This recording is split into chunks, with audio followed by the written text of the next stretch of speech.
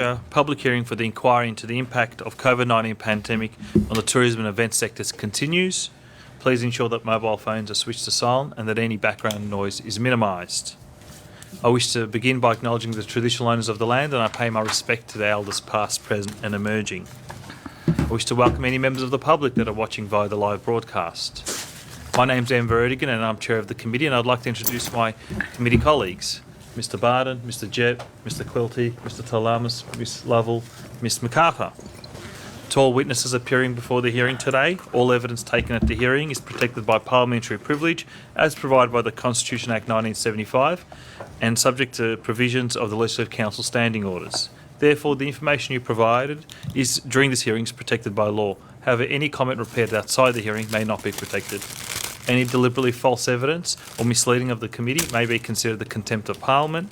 All evidence is being recorded and you'll be provided with a proof version of the transcript following today's hearing.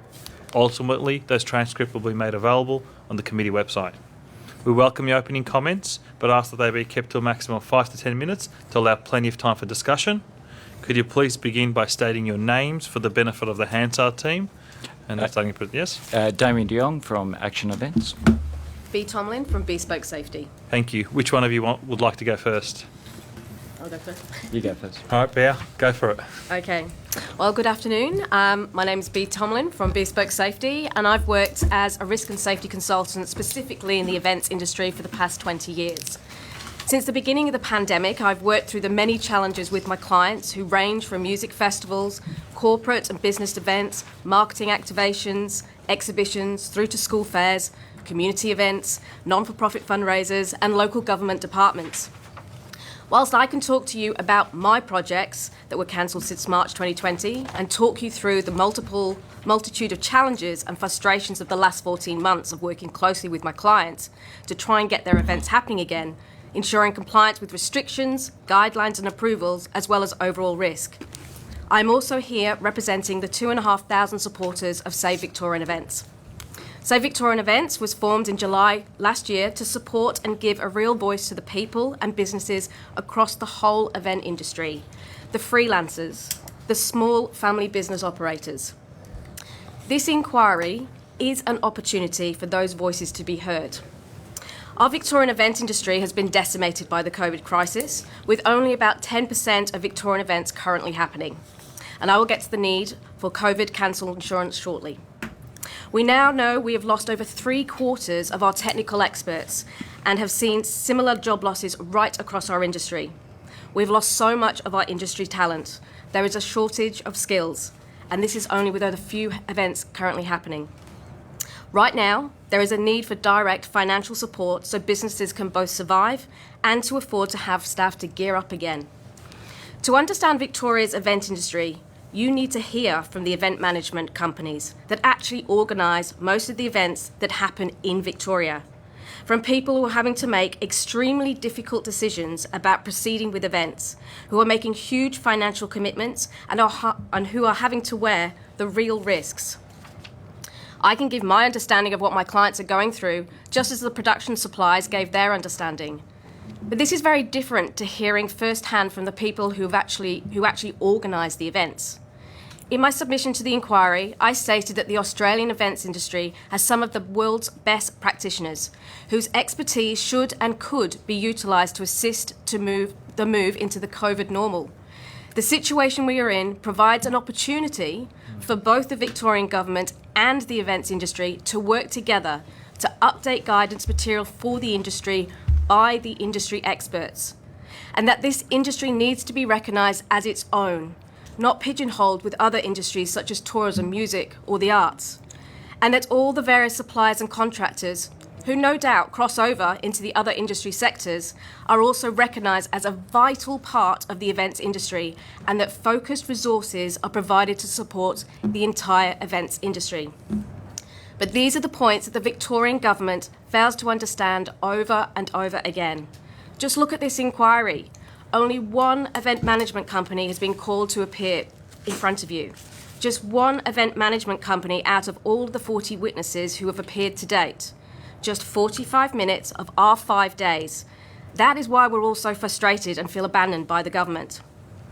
I work with many different event management companies, so I know firsthand that there are many different types of event management companies and event organisers in different markets with different operating models and hence different experiences and challenges. We are a very diverse industry, and that's why you need to hear from those people.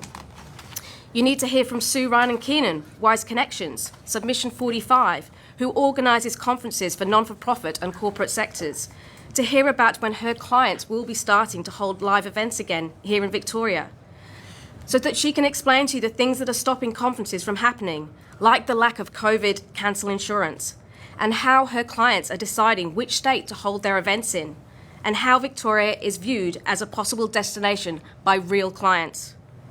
You should listen to Steve Smith, the General Manager of DG Global, submissions yet to be uploaded on the parliamentary website, about the number of charity events that they've had to cancel due to concerns about lockdowns and insurance, about the heartbreak of having 5 suppliers in 1 week saying they were shutting down because their banks had withdrawn their support, and about the real time involved with applying for and getting approval for a very recent and complex business event under the public event framework, and also about having a team from the Department of Health with no event experience arrive on their site unannounced and then having to stop and explain to them the basics of how an event actually works.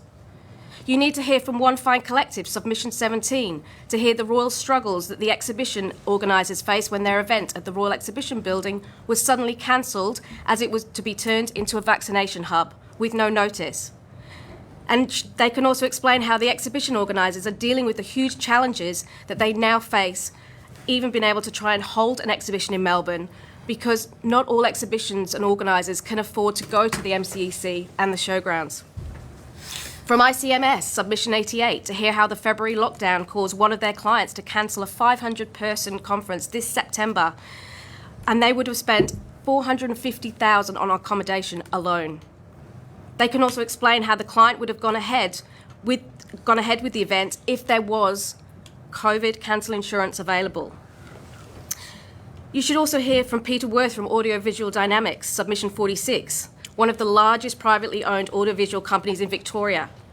They provide the in-house visual operations for many major hotels in Melbourne. He could give you a real insight into the vast number of business events that clients organise in major hotels. He can advise you about the real impacts of having so many of Melbourne's best hotel convention facilities taken out of use indefinitely due to the hotel quarantine program. So far, this is just about business events, which are well worth over 10 billion annually. So nearly 10 times the amount the music events spend that you've heard so much about today. And that dollar figure doesn't even begin to quantify any of the mental anguish that many of my clients have experienced and are still navigating. I personally have had grown men cry on the phone to me, having lost their businesses, their homes, their futures, and motivation for life.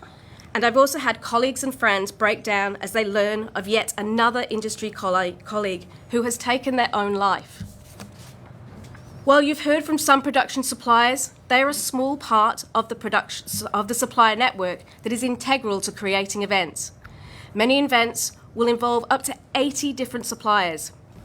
Therefore, each of you needs to hear from a much broader cross-section of suppliers of the industry to be able to understand their real situations and their challenges. The story of Carson White from Leading Voice Speaker Management, Submission 34, his story is so typical of many. Having missed out on nearly all of the government support, he ended up working behind the bar of his local pub to financially keep his business alive and his family fed. And finally, you need to hear from the industry freelancers. Our industry, very highly skilled professional service providers, and there are so many of them. The production managers, the lighting designers, the producers, the creative directors, audio engineers, aerial riggers. Our industry relies heavily upon these people. Many freelancers go from gig to gig, state to state, even country to country, as they are experts in what they do. The events industry, my industry of choice, is in this current dire position because no one has listened to the real people who actually work in our events industry.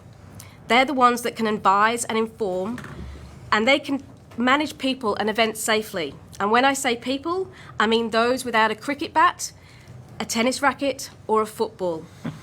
All the people who submitted their comments to this inquiry have their story and their experience that you need to hear so you can understand the industry and the pains that so many are facing. They all represent different parts of Victoria's very large and diverse event industry. And they all took the time, in good faith, to make submissions to this inquiry. They all deserve to be heard, for you to just begin to understand their part and contributions to this industry. So, committee, please consider this. Victoria is now considered to be the most difficult state in Australia to hold events. No longer can we claim to be the events capital of Australia.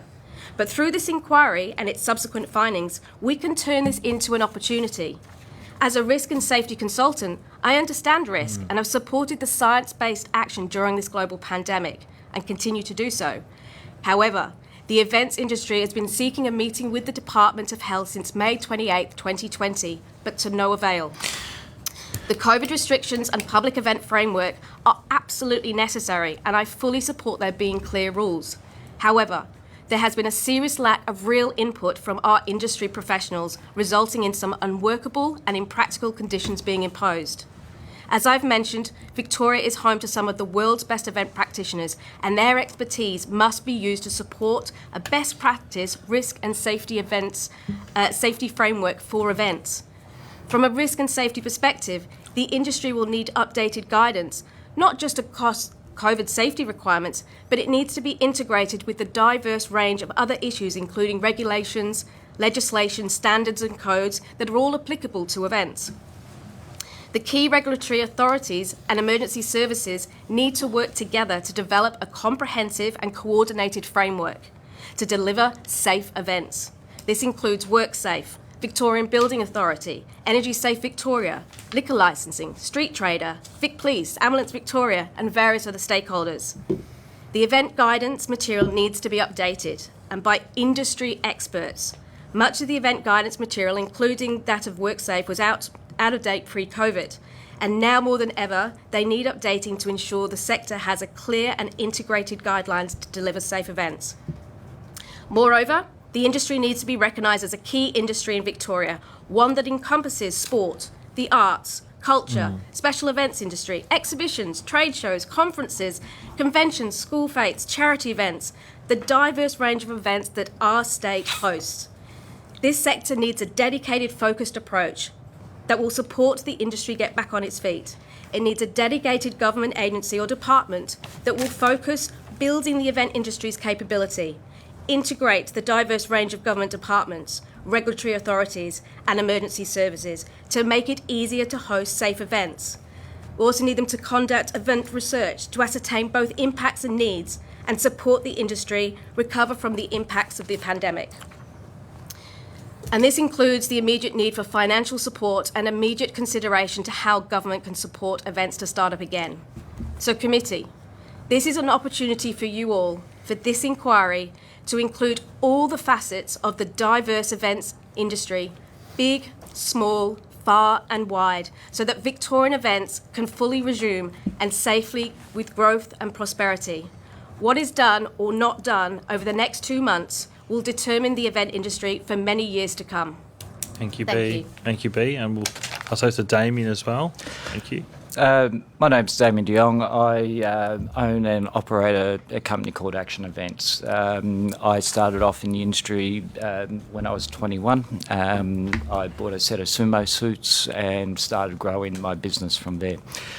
Right now I run up to 60 odd amusement rides. I'm an event supplier for a lot of events, from the Good Friday Appeal to the VRC to school fetes, festivals. And the other side of my business, I decorate 5-star hotels for charity events and gala dinners, from draping, table centrepiece, chandeliers and inside decor. So I've worked over 20,000 events in my career. I had a workforce of up to 60 odd casuals and 15 equivalent full-time people working for me in 2 totally different sides of the industry. So I work indoors and I work outdoors. The day of COVID, March of 13th last year, I had 107 amusement rides booked that weekend. I had to let 60 staff go. All the events cancelled except for one brave school fete, which went ahead, which we're very appreciative of. I've just seen a total decimation. My business, I had to go into transport and do house removalists, junk removal, all sorts of things. We were doing things that we didn't want to do. We're passionate about our industry, but we had to. We had bills. JobKeeper was great. That definitely helped the staff out, but it didn't pay our overheads, it didn't pay our rents, it didn't pay insurance companies or anything like that. So we had to front up with the money over the winter period. We lost out in the March period because of COVID, and we already started seeing cancellations happen early February onwards. And the first one which cancelled Chinese New Year Festival in Box Hill. First one going, and it just started steamrolling from there. Lockdown happened, second lockdown happened, we were decimated. We start to get a start back when it opened up, and we started doing some work in schools and for excursions. They couldn't go out, so we started supplying equipment there, which was great. And then we get to the third lockdown. That was more devastating than any other lockdown. We were just getting back on the trot. We were sitting at about 15% of our turnover. It was a bit of light, and then all of a sudden, another round of lockdowns. We lost 4 weeks' worth of total no work. I geared up staff to work in that period of time. Had to let them go again. We're back to square one. Cost us money for the lockdown. The government $2,000 went nowhere. That's just nothing when it comes to the bigger picture of running larger operations. We've also got a situation, I run 60-odd amusement rides. I've got to service, maintain, I've got to get engineers checks on all of those and make sure they're up to date, or else I get in trouble with WorkSafe. So I've still had to keep the business going, the servicing and all that side going. But it just makes it extremely hard. And now we don't have JobKeeper anymore. We're running into winter. It's a black zone for outdoor events. Indoor events aren't happening yet. If someone wants a circus theme or a Gatsby theme, no one's booking that type of stuff right now. So we've lost our winter trade, we've lost our March trade, and then I've got to I've got to bring staff back on because we're going to have a massive capacity problem. With the survey that happened in Save Events Victoria, 40% of the event suppliers will go out of business. I'm hearing constantly of businesses shutting down, not re-gearing back up.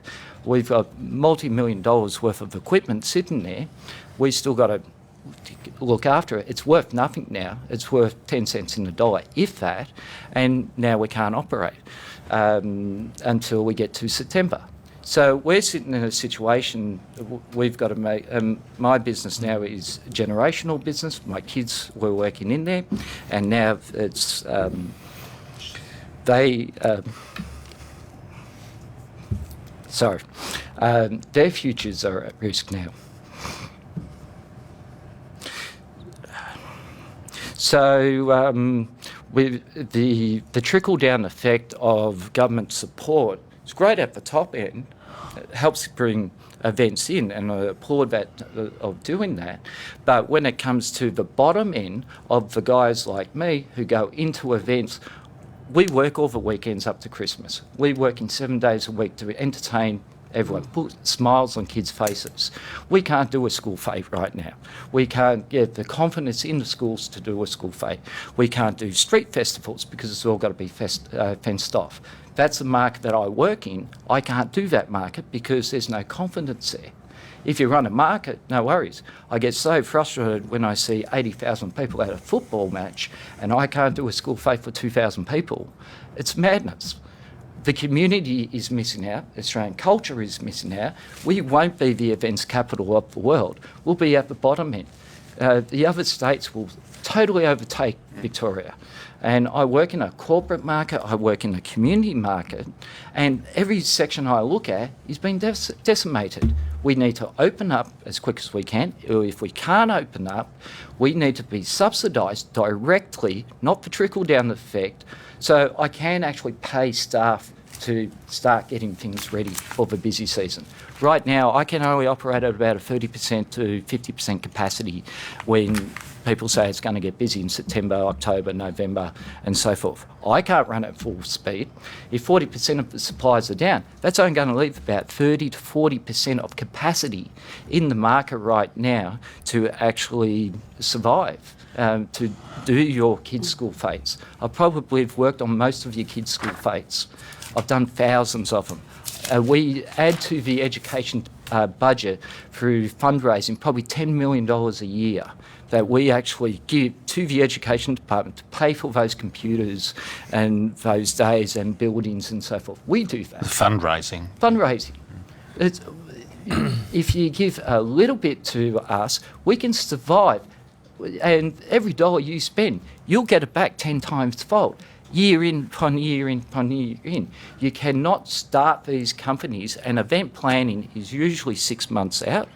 So even if you open up all the borders right now and you open up every event, full capacity, it'll be 6 months before we start seeing any form of cash flow comes back to us.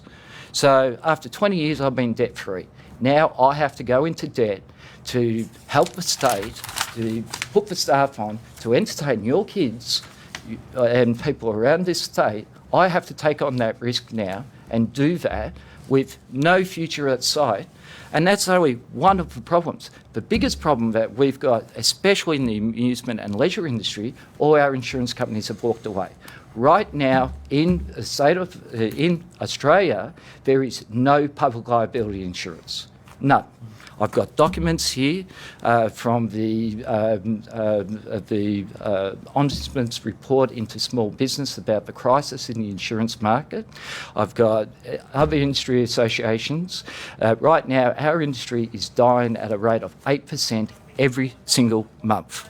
It started 2 months ago. So after the Sydney show, no amusement operators can get insurance. It's finished. So I'm calling on the state to open up the same thing you did for the building the building surveyors, to cover the insurance for our industry so we can provide entertainment for you guys. Because our insurance companies have constantly been ripping us off over a long period of time. Over 3 years it's tripled in price.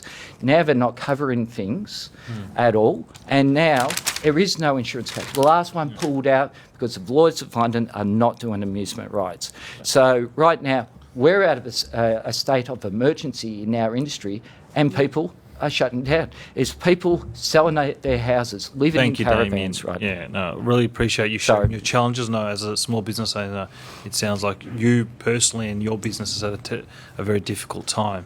And I guess that's the purpose of this inquiry, to hear those and try to offer solutions. I might start with the questions, because I know a lot of people around the table have questions and online. I might start actually with asking B a question. Thank you for sharing the experiences of you and your clients, because obviously you work in safety and risk, and so you have clients across the sector. One thing that can get confusing for some of the witnesses following online is we're hearing constantly saying what isn't an event sector. So we're hearing from amusements, we've heard from festivals which host events. In our travels across regional Victoria, we've heard from pub owners, so event hosts, etc. that are events. We heard earlier today for NW, which provides skilled expertise in lighting, etc. for events. How would you define the event sector? Because it seems to be there's a little bit of an inconsistency in messaging, and they can get confusing. How would you define what's events and what's not events? Yeah, interesting question, and I think that was something that came very apparent through the government roundtable discussions that we had, was what is the definition of an event, and what a definition of an event in the restricted activity directions is not what we determine an event. I'll use the example that one of my clients, they do what we call activations in shopping centres or in an actual department store. They're called events. They use event organisers and event planning companies to set that up. But technically under the RAD, the Restricted Activity Directions, it falls under the shop's normal operating business. So that's again where there's some nuances, and I say it. The industry is very complex and diverse. There are so many facets of it. How would you define it, though? That's why it's easy to say it's diverse. We've come across that ourselves. We're hearing so everyone's saying, I'm hosting an event. The other person I'm saying, then they're saying, no, that's not an event. That's a business event. That's a sporting event. So what's the definition that we could use, or you'd recommend for the committee to take on board? Well, I think that's where we need to be having more discussions with the different facets about what it is, because everybody has got a different opinion. You will have heard all the different associations and the different bodies that are representing the industry. But as I say, there is so many facets, and there isn't one clear definition of what events are. It's a gathering of people. It's You define it as a gathering of people. It's a gathering of people. It's all sorts of people. A market, it's an event. A school fete is an event.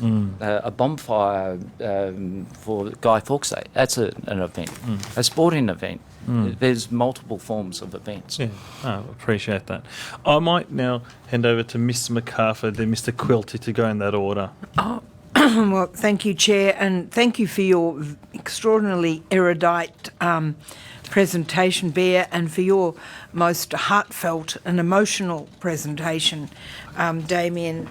We totally feel for you and understand the dilemma, and I think we've all learnt a lot, especially as the Chair says, about the definition of events and how you've actually seemed to have slipped through the cracks of being recognised by anybody, especially government, who've failed to appreciate the enormous contribution you make to the economy. So I think the Chair's right. We need to ascertain exactly how we can ensure that going forward you're not slipping through the cracks any longer, that you are an industry, no matter how diverse or multiplicity activated it is, that we can ensure that you are assisted and promoted as a significant industry. It seems that the government has been able to work out that Melbourne Convention Bureau, Visit Victoria and Regional Tourism Boards are somehow important and needed assistance to get through this period, but the event industry, especially the business events industry, receiving nothing. So I think that needs to be accommodated. But I'm particularly taken by the fact that in May 2020 was the last time that somebody spoke to you from the government? No one spoke, from the Department of Health. From the department? Yes. So that was the last time you spoke? No, we've never spoken to them. You've never spoken to them? That's when you asked for you've been trying since then. So nobody from a department or the government, Department of Health. the ministry, and no. We had to go through the Department of Jobs, Precincts and Regions. So all conversations with the government roundtable discussions for the industry have all gone through DJPR.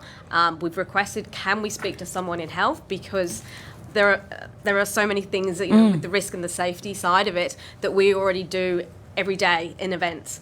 The joke is almost that for a conference or a business event is that we pretty much know the size of people's shoes because we get so much information prior to. So, when we were being told that you had to do conferences outside and just get some portaloos in, we were like, can we speak to the health? Speak to somebody. Yeah, we need.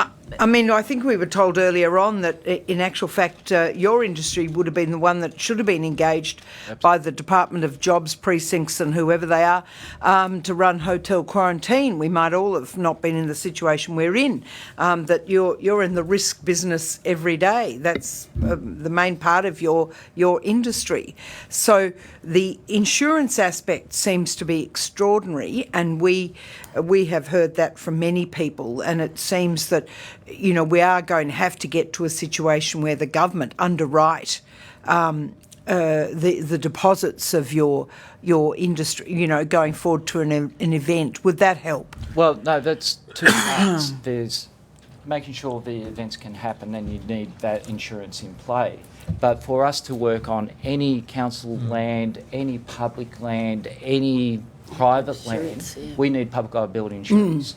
So right now... the two aspects. There's two aspects. Yeah. So yes, we need our industry to be covered by a cancellation insurance. Yeah, That's a definite. Yeah. On the other side, and it's a trickle-down effect of the insurance industry. It started off about a year and a half ago, major rides could not get insurance. These are Class 5s, Class 4s rides. And it's over COVID, Lloyd's of London has pulled out of the market. They are the main underwriters. You can go to millions of brokers, but it's the underwriters. Yep. Now there was one left. He upped his prices by 3 times. I managed to get insurance just. Last year during COVID, I had to pay all my public liability insurance. No discounts, no nothing. I had to pay it. If I don't pay it, they would not give me insurance. So I knew the market was tough, so okay, I'll pay my every monthly fee. I had to find it, I had to do removals work, I had to do that just to pay the insurance company. Then it got to the last month, okay, I want to sort out my insurance. Oh, we've pulled out. So I paid all that money for them to pull out for absolutely nothing. I mean, half my income went to the public liability. Now I go looking again this year, I managed to secure it with 5 minutes to spare before my policy ran out. I was just about to pull the pin and say, no gigs, can't do it. And this is on top of COVID. Now I come to a situation that the last guy pulled out 6 weeks ago, and most of the larger amusement operators make money up at Sydney Show, and then they buy their insurance. That cancelled 2 days before Sydney Show ended. So they haven't got insurance. So every month right now, 8% of the leisure industry, which covers theme parks, indoor play centres, you can't get insurance for a jumping castle. You can't put a jumping castle in a backyard right now. And so there's only a very small select of operators who are going to be left when it gets to October, November. We can't handle that capacity. I'm right until the end of March, but I don't see a future beyond that in my amusement division. I just can't. If the government doesn't do something like the builders surveyors, the state government is covering that right now. That's what we need to survive. But there won't be street festivals. There won't be rides at Good Friday Appeal. There won't be Maroondah Festival or all the festivals which happen in Australia right now.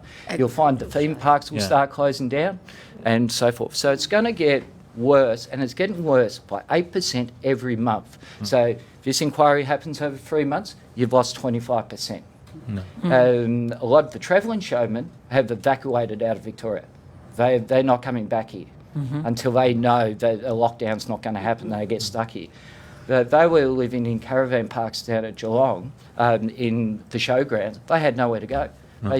Or Phillip Island. They had nowhere to go. And they slipped through the cracks. They didn't get funded. No, thank you. So I might pass over to Mr. Quilty and Mr. Jebb that have been patiently waiting online. So, Mr. Quilty, over to you. Okay. So, we talked about using the event industry risk evaluation skills to set the safety rules. So, how would that work? Would you actually go and work with Department of Health to design safety rules for each event? Can you elaborate on that point for me? Oh, I think it's more of a case that the Department of Health understanding what events are part of all the different facets of events and how we can actually deliver events safely because risk management has been part of the events industry for so long. And so it's having that opportunity to have those discussions because, as I say, being told, oh, you just have to do a conference outside and bring in some portaloos is not constructive because, A, I wouldn't want to use a portaloo over a venue toilet any day. So it was just a lot of the contradictions that we were hearing. So that's why we wanted the opportunity to talk to someone. The science of it. We wanted to know what exactly it was. We want to. Yeah, we've all been interested in that. So, everyone was talking that it was contact surfaces. Now it's airborne, but it's still not being officially acknowledged federally about that. So, in terms of how we work together, it's having that opportunity to have these discussions openly rather than just being told, nope, you can't do it. How could you do that going forward from now if suddenly made themselves available, how would that work? We need to continue what we had with the roundtable discussions to have these conversations. It was going well with the roundtable discussions, and so many parts of the industry were working together through these discussions, but we kept getting railroaded by Department of Jobs, Precincts and Regions, that we couldn't move forward. And to the point that the communication just seems to have broken down. Take, for example, the event framework actually got changed last week. No one told us. It's like we have to sit there every day just pressing refresh to see if any changes have been made. The communication is not coming out through the departments. Even look at the QR code. It was set that you could have the different QR codes that often have been helping the events industry through their registration process. And it was all approved that I think there's like 9 of the different QR code systems had been approved. And then the other week, and I only read about it on a Facebook social group, that it had been turned around again and that you have to use the Service Vic app to register. So again, it's just inconsistencies and the opportunity to have those conversations with the people that are making the decisions, not the gatekeepers. Thank you, Mr. Quilty. I might pass over to Mr. Jepp. Thank you. Thanks for being with us today, Bea and Damien. A couple of questions for you both. I won't do the 5-minute preamble. Can I ask what financial support your organisations, your businesses have received during COVID? Question number 1. And question number 2, you've both talked about governments underwriting insurance. What would be the cost of that scheme? I'll answer the second one, you answer the first one. Okay. Can you redo the first question? Sorry. First part, please, Mark. I'm interested from both of you what support your businesses have financial support you've received during COVID. Okay. What I got, and then the insurance underwriting. Okay, so I received the JobKeeper. We got that. We got the cash flow boost, which was fantastic. We got the first round of subsidies because we paid payroll tax. We only got 30% of that. We got the second 10,000, and then we got the second 15. So I received about 30 from the state, or 35 from the state, and then I received the JobKeeper. All of that went into paying overheads and just to stay alive and to keep staff intact. We've only got 45% of JobKeeper staff still left. They have left over a period of time. And for the future, we need to be able to follow the Tasmanian model, which for a turnover of $1.5 million, they were given back in September last year $100,000 to stay alive. My business is higher than that, and I need a fair bit to stay alive and to get recommissioned for the busy season, or else I can't run at capacity. I'm at a point I just physically can't be everywhere at once trying to do everything. I'm already doing 3 jobs of my own job in my own business right now, juggling 3 positions because I can't afford to put the staff on at this point because I have no cash flow. I can't run insolvent. It's illegal for me to do that. So I have to start dipping into house mortgages to fund my business, but I don't see a future. If I've got no insurance, I might as well pack up shop now. But I'm a survivor. I've been doing it a long time. I survived GFC. I've survived HIH when that went bust, and I will survive this. But what future am I giving my kids at this point to go on in the future? Because right now, we don't know what's going to happen. So we need direct funding to get reorganised for the future.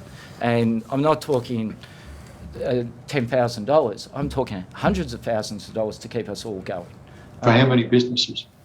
Oh, throughout Victoria? Well, I think on the Save Events survey, there were 6,000 businesses. The state government was saying they gave $58 million.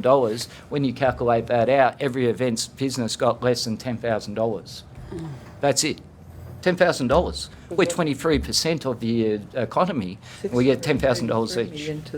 And we're the first ones to close. We closed. Bang. I had stuff out at the showgrounds. Guys just finished setting up. Announcement come, pack it all up and go home. We won't get going until September. We've had a few.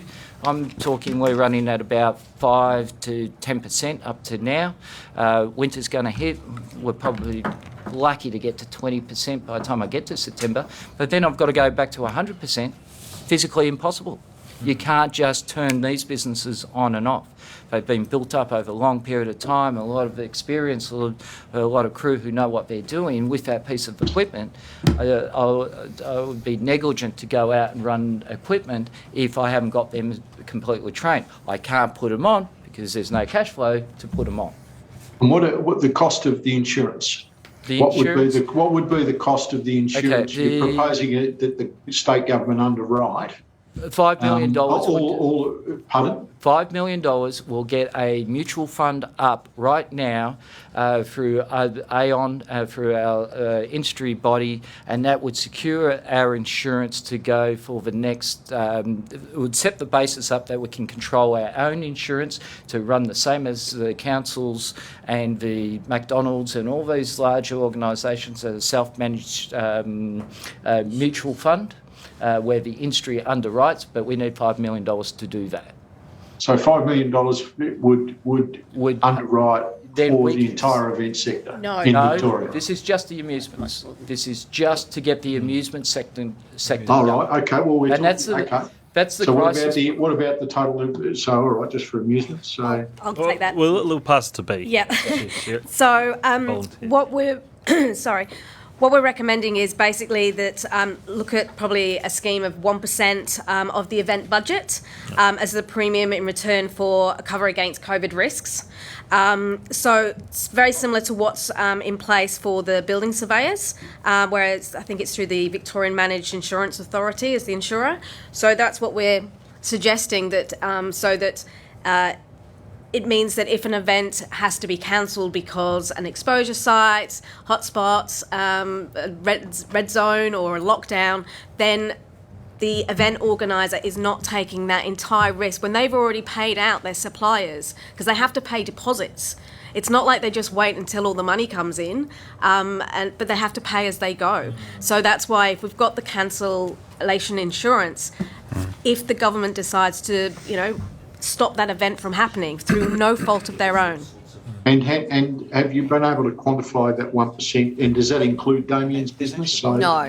The MIA can do it. No, it doesn't include Damien's It did business. the event share. Two separate issues. Tourism. So Yeah. he's not part of the event sector. Early two. No, I Yes, am, no, he is. But not that He is, part but of he's it. not. Private insurance. No, he is part of the... No, what Damien's talking about is that he's needing support for the public liability, because they can't operate without public liability. So there's two schemes being proposed. Yes. That's the. Right, is it just those two schemes, or is it more than that? No, just those two. All right. So we wouldn't get another one from the live music I don't know. people? I'm not from that. Yeah. We might, okay. Oh. Thank you for that. And B, did your business receive any financial support I think we're during on the COVID? ninth question now, are we? No, it's the same question. Oh, I Joe. see. It's the same question. I was not lucky listening. eventually to Oh, get no, some money. definitely. I was eventually Listen able very to get some money, but the first round I wasn't able to because of the structure of my business. My structure has subsequently had to change, and I ironically had a phone call this morning from Business Victoria so that I can try and reapply for the original grants. Thank you to Deborah Glass for her inquiry that has allowed that to be reopened back up to people like myself. Excellent. Thank you very much, B. Thank you, Damien. I might pass off to Miss Lovell, and then Mr. Barton and Mr. Davis and Mr. Talamas. If we all get hopefully we'll be able to fit everybody in. Yeah. Damien, I'm just really interested in the ride sector and this problem with the public liability, because obviously that's going to mean we have no agricultural shows or anything going forward. So is this you said Lloyd's of London have pulled out, so is it an international problem now? Well, London got hit by COVID, so Lloyd's had to work off-site. Lloyd's is not running efficient. Lloyd's last year had to dip in, the shareholders of Lloyd's had to dip in. Because they dip in, they go to the bottom part of their book, they call it a book, and they knocked out the bottom 20%. Unfortunately, amusements are in that bottom 20%. So Lloyd's of London just turned around and they had 80% of the market and just said, we're not doing it anymore. So no one could write up the policy.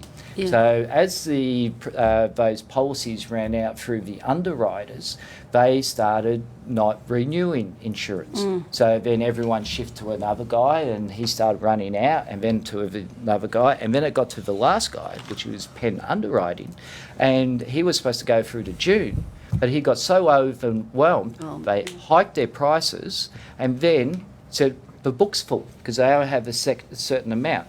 So then it started, they didn't want major rides, they didn't want ice skating rinks, they didn't want bucking bulls, mechanical surfboards, sumo suits, all of those got restricted. Then they put the excesses all doubled. So instead of a $5,000 excess, they all went to $10,000 excesses. And then so insurance has just kept on getting up, the risk is getting less and less. And now there's no one around who's doing jumping castles, the major rides. These guys, people are losing their houses right now. And they're not cheap products. A major ride is $500,000-$600,000. They're still paying mortgages on their rides. One show family lost their house, got a ride, brand new banking ride, came in a month before COVID. It's never operated. So there is a serious market failure. Total market failure. I've got the Ombudsman's report here that you can read that was presented to the federal government back in December, and nothing has happened. Because everyone's been on COVID, this has just gone underneath the radar. So the only way out of this you can see is for a government.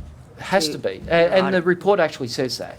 Yeah. The report's got it in there saying this is what's got to happen. We have a copy of that. Yeah, I've got it here. Yeah, thank you. That would be helpful. I've printed out, and I've also got the association's overview of the industry right now, so you've got that, and also the Insurance Council of Australia's response as well. Yep. Thank you. Okay. I might pass to Mr. Barton to Mr. Davis. Thank you, Chair. I'll just ask the one question about the round table. I have a little experience about dealing with regulators and the bureaucrats on an industry level. Why haven't the round table, and what have you done about why did they say that you can't have any meetings? Well, they just said that we had to go through the Department of Jobs, Precincts and Regions. They were the gatekeeper, so that we couldn't. They were having conversations with the Department of Health, but we weren't given the industry was not given the opportunity to have those discussions. Did you attempt to speak to the minister? And did you speak to the minister? Me personally not, but I know say Victorian Events as a union has very much so. I think one of the problems we're seeing, perhaps, there's so many people who say they're the voice of these industry, and it's just become a noise. I agree. And the industry's sort of got to get a little bit more focused and work together there. But sorry, Chair. No, thank you, Mr. Barton. It was Not their fault, though, Mr. Private Barton. entrepreneurs. Mr. Davis and then Mr. Talama. Well, I'll just make one comment about that. It's not the industry's fault, and I don't want to blame the people who've suffered, but I want to thank you both for your submissions today. I mean, they're very thoughtful, detailed, and there's some very clear ways forward. I think we've said enough about the health side of it. They should meet with you immediately, in my humble view, and they should hear the details of your sector and understand it. I want to ask you one question about health, though. Have you ever seen the background information that has informed those orders that you referred to earlier? Have you seen the material on which those orders were based? No, I've only get to see. I read the RAD, which is available on the website. So Should those assessments be public? I'm no expert to say whether they should or they shouldn't, but I suppose the frustration is we don't know how they are actually coming to that decision. Or shared with the sector? So that we can obviously discuss how we could potentially mitigate those issues that they've got concerns about. We're just not having that opportunity to discuss that. And with our industry, yes, there is very many different associations because no one can agree what is the definition of an event. You know, exhibitions, you've got conferences, festivals, I agree, but because everything's just got so mixed, and that's where I think there's the opportunity that if there's actually a government department that can look after this, that then we can actually be really focused and assist all of the facets so that everybody can be assisted, so that there isn't just noise, that we can all come together, because we actually all work together on the events. But as I say, there's just the different associations that are barracking for theirs, and a lot of the associations are only for the larger events. Yeah. I'm a single sole trader, even though I can't use that because then I won't get any funds from the government. But I don't have the money to pay to be a member of. I don't have thousands of dollars to become a member. So that's why, with the Save Victorian events, we wanted to have the people who are family-orientated businesses, sole traders, to be able to speak at the industry. Yeah. So just to conclude, I just want to understand the possible fund or the support of government. I'll put on record, I see this as a classic market failure where government should step in. Could the Victorian Managed Insurance Authority, could that play that role? Definitely. It already is for the building surveyors. Why can't it do it for... And adventure tourism. Yeah, it's already doing it. And if we don't look after our sector, Australian culture is going to disappear. We're just going to we make kids active. We get kids out of looking at the phones all the time. We are the ones getting them entertained away from technology. We're putting them back to grassroots. That's what we do. We're putting smiles on people's faces. Those smiles will disappear. And when you do a carnival now, for an example, we're getting good attendance, but if we can't run them, we're all gone. And so it's really that it's got to open. Because the Melbourne show will look totally different. It may not have the rides up in the sky. That may not happen. It might end up with some kids' rides, but it may not have the big rides there. Rye Carnival may not. Will the animals be allowed at the zoo? I don't know. The show, rather? I don't know. It's not my domain, but I can tell you I do corporate functions quite regularly, and I'm entertaining a lot of people. It's a risk. But if I'm forced out of business, I feel very frustrated after 30 years of blood, sweat and tears in our industry, bringing up my kids, missing weekends, not getting to my kids' sports and all of that, because I've been working out there, and then it comes to this, survive COVID, but the insurance crisis, it's just phenomenal. And people don't see it. Why does it take a person like me to organise a protest around Parliament House to get some voice happening about the events industry? Why does that need to happen? You guys should be informed. The government should be on top of it and should listen to us as much as possible. The industry associations should be out there pushing as much as possible. It shouldn't take me as an individual business owner to organise that just to get a bit of attention of you guys. Have Minister Pakula or Pulford met with you? No one wants to talk to us. We're underneath the radar. We're not the high profile. We're nuts and bolts. We're the You're not the AFL. I was going to say, like I said, thank you, we Bea. don't. Sorry. Thank you, committee members. Tennis I'm just aware Victoria. that other witnesses actually online and waiting to appear. But I think both of you, especially because you're directly in the event sector, amusements and safety and risk, it's given us a different perspective, and it's given us a broad range of how different the event sector can be. Thank you, Bea. It's taken away, honestly, a lot of stuff for us as a committee to consider about should the government underwrite a COVID cancellation insurance, should it underwrite public liability, should they give hundreds of thousands of direct financial support to each affected business. It's a lot to take away as a committee, and we'll go over the transcripts again because a lot came out. If we've got any further questions, would you both be open to us contacting you directly? Yeah, of course. Because I know a lot of the committee members have, they've definitely found your evidence quite informative. And I've got some documentation here No. for you, for 8 copies. On that note, thank you, Damien. Thank you, Bea. Thank you. Thank you for coming along today. And our committee will now go into a